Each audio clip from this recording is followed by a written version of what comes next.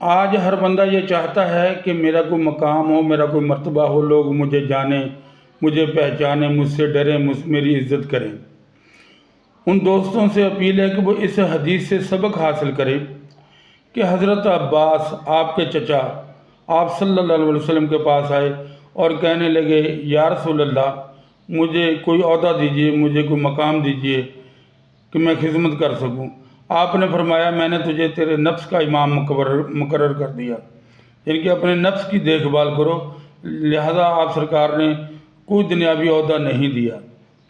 تو اب آپ سمجھ سکتے ہیں کہ جو بندہ پیری فقیری کی لائن میں ہو یا لوگوں کی خدمت کرنی چاہتا ہو، اس کو ان عہدوں کی طلب ہونی چاہیے یا کہ نہیں؟ میں سمجھتا ہوں بالکل نہیں، کیونکہ جب تک انسان اللہ کی بارگاہ میں مٹے گا نہیں تو اللہ تبارک تعالیٰ اس کو نکھارے گا نہیں۔ مٹ جائیں اس کے راستے میں، وہ آپ کو خود نکھار دے گا۔